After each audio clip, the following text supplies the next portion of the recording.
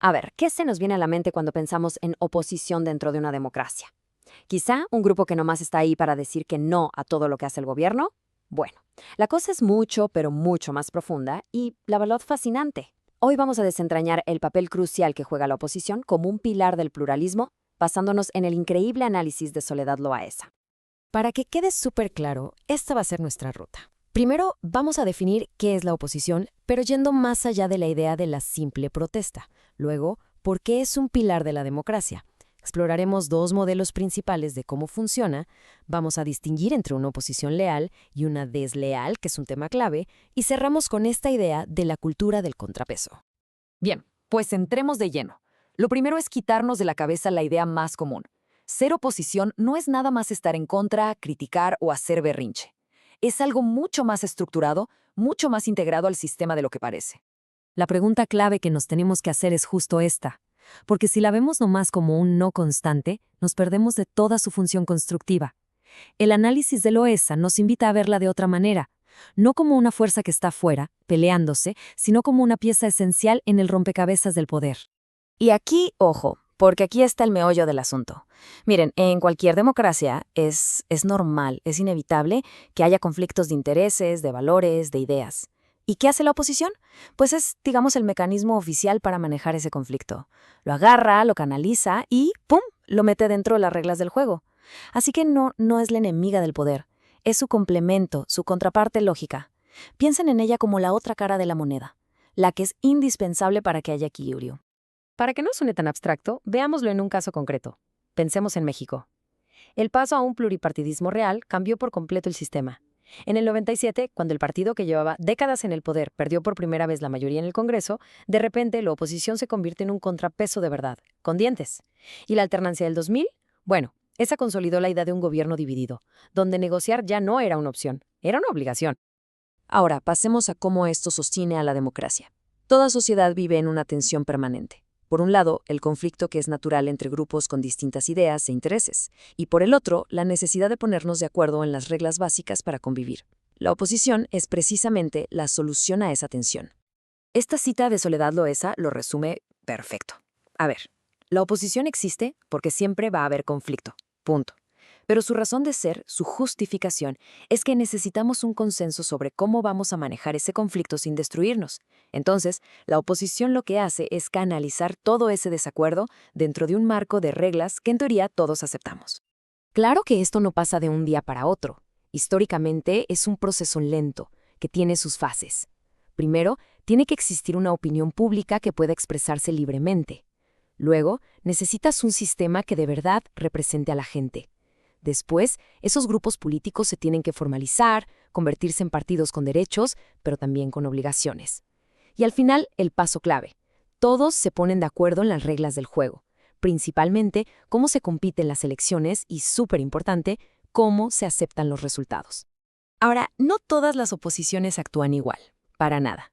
La forma en que está diseñado el sistema electoral, o sea, las reglas del juego, definen de manera radical cómo se van a comportar los partidos que no están en el gobierno. Este es un punto que a veces se nos olvida. Creemos que las elecciones son solo para contar votos y ya, pero no.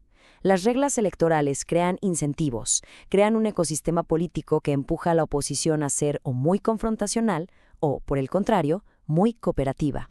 Para entenderlo fácil, pensemos en dos grandes modelos. Por un lado, tienes el régimen de mayoría, como el de Inglaterra. Ahí la competencia es de todo o nada. El que gana se lleva todo el poder ejecutivo, y la oposición que hace se dedica a ser una alternativa total, a prepararse para ser el próximo gobierno. Esto fomenta que sea más dura, más intransigente. Pero del otro lado, tienes sistemas de representación proporcional, como en Holanda. Ahí el poder se reparte. Casi nadie gana todo, así que para gobernar tienes que hacer coaliciones. Y esto obliga a todos, incluida la oposición, a cooperar, a negociar, a ceder. Y esto nos lleva a uno de los temas más delicados y, la verdad, más importantes de todo este análisis. La democracia depende de que todos los jugadores, gobierno y oposición, respeten las reglas. Pero, ¿qué pasa cuando alguien decide no hacerlo? Una oposición leal es la columna vertebral de una democracia que funciona. Es un adversario, sí, pero no un enemigo del sistema. Puede estar en total desacuerdo con las políticas del gobierno, puede criticarlas durísimo, pero jamás cuestiona la validez de la Constitución, de las elecciones o de las instituciones. Su lucha es por ganar, pero siempre dentro del sistema. Aquí es donde la cosa se pone verdaderamente peligrosa. Cuando un grupo político usa las libertades que la propia democracia le da, como la libertad de expresión, de formar partidos, de competir en elecciones, pero su objetivo no es gobernar, sino desmantelar el sistema que le permitió llegar ahí. A esto se le llama oposición desleal o antisistema. Su meta final no es reemplazar al gobierno de turno, es reemplazar el régimen democrático por otra cosa. El texto de Loayza nos recuerda los ejemplos históricos de partidos que llegaron al poder por la vía democrática y una vez ahí, eliminaron a los demás partidos y acabaron con la democracia. La diferencia es sutil pero gigantesca. Una oposición leal critica al gobierno, una desleal ataca al sistema. Empieza a sembrar la desconfianza en las elecciones, en los jueces, en el Congreso. Su discurso no busca debatir políticas, sino erosionar la confianza en todo el andamiaje democrático, polarizando a la sociedad hasta un punto de quiebre. Y para ir cerrando, es fundamental entender esto. Las leyes y las instituciones, por sí solas, no bastan. Para que la oposición y la democracia funcionen bien, se necesita algo más profundo, algo que no está escrito en ningún lado, una cultura compartida. A esto se le conoce como cultura cívica. Piénsenlo como el software social que hace que el hardware de la democracia, las leyes, las instituciones, funcionen correctamente. Sin esa cultura, puedes tener la mejor constitución del mundo. Y se queda en letra muerta. ¿Y de qué se compone esta cultura? Pues de hábitos que se practican todos los días. La tolerancia. Entender que la gente piense distinto es una riqueza, no una amenaza. Preferir siempre el diálogo antes que el pleito. Tener la voluntad de negociar, de saber que a veces hay que ceder un poco para ganar todos. Y, crucialmente, respetar los derechos de las minorías, de los que no piensan como la mayoría. Y bueno, con esto llegamos al final y cerramos con una pregunta que la verdad resume todo lo que hemos platicado.